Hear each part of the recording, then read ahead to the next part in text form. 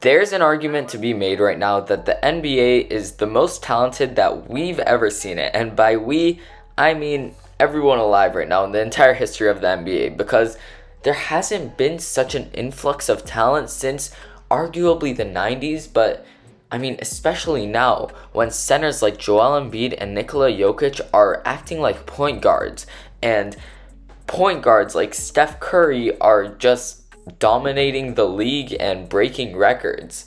Today, I'm going to be breaking down why this is the most talented we've ever seen the NBA and who the top 10 players are. Recently, the NBA has evolved into a more positionless game, and that really means that centers can be point guards or small forwards can be centers. Like, you had the Warriors revolutionizing the small ball about 10 years ago, having Draymond Green run the center while they were winning championships, but it's taken a leap since then because traditional centers aren't even in the league anymore, which is just because they're not talented enough. I mean, you have back in the 90s, you had guys like, let's just look at the Chicago Bulls' team. You had Steve Kerr, who could only do one thing, and that's shoot. There are no players like that in the NBA anymore. Let's take Bojan Bogdanovic, who I just showed.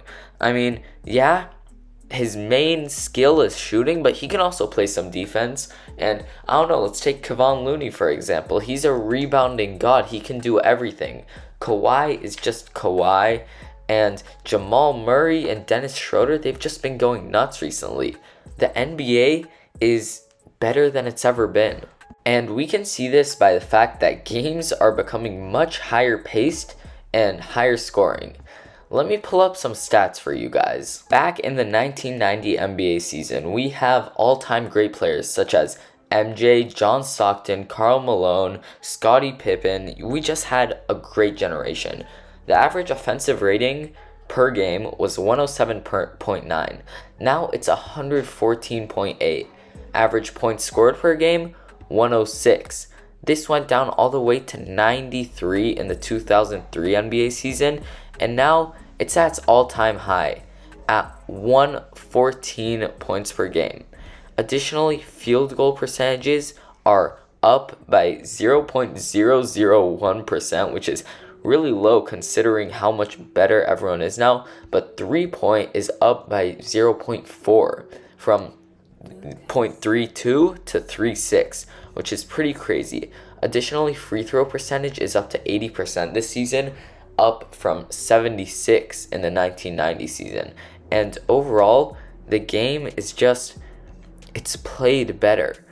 Defense might be a bit worse, but it's more fun for people to watch. And young players such as Anthony Edwards and Luka Doncic and Josh Giddey, they're just shaping the future of the game into something that's more fun for spectators to watch. But in this crazy league stacked with insane amount of talent, who's the best 10 players? Or you know what? Who's the best 20 players? Well, I took some inspiration from Bleacher Report for this, and this is what they had to say. For number 20, they had Donovan Mitchell there, but James Harden was up there at 22. So I actually thought that James Harden is better than Donovan Mitchell, so for number 20, I put James Harden. Number 19, they had Jaylen Brown. This is totally valid. 18, Paul George, also valid. 17, De'Aaron Fox. I would actually swap around Paul George and De'Aaron Fox, but apart from that, it looks good so far. 16, Jamal Murray. Now, this is where it gets controversial because Jamal Murray is not that talented of a player. He's just really, really good at the stuff he does. He's not a great defender by any means, but I mean, he's alright if they want to put him there. For 15, they put Anthony Edwards, which is totally, totally valid. I love him. He's a great young player. And, I mean, buy that Anthony Edwards stock, guys. 14, we have Dame, which is valid. 13, Kawhi. And then 12, Jimmy Butler. Jimmy Butler is one of those old school players who shoots less threes, but is better than everyone else at everything. So I think that although he is really good, I would put him behind Kawhi just because of Kawhi's versatility. Next, we have Shea at 11. I don't even. He just made an All NBA first team. I guess maybe there are 10 better players in the league for him, such as Anthony Edwards at 10, or Anthony Davis, sorry. D-Book at 9. I would actually put Shea above D-Book. 8, we have KD, totally valid. 7, LeBron. There's just nothing to say about LeBron. He's the GOAT. It's totally valid to put him there. Then at 6, we have Steph Curry. This is where I don't agree with it. Steph is the most talented player to ever play that in the NBA. He just shot 43, 92, along with averaging 29, 6, and 6.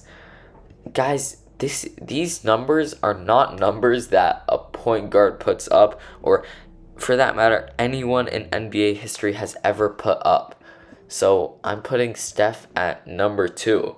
But then for 5, they had Jason Tatum, 4, Joel Embiid, 3, Luka Doncic, 2, Giannis, and number 1, of course, Nikola Jokic, the most talented player in the league. Now, you guys might be looking at some young guys such as Victor and Chet. Victor he's the future of the league. He's not an old school center. Have you guys seen those clips of him shooting threes? Yeah. The NBA is in trouble, and that's just because of the overall amount of talent. But now switching to a different topic, this is why Brandon Ingram is the next Kevin Durant. Watch now.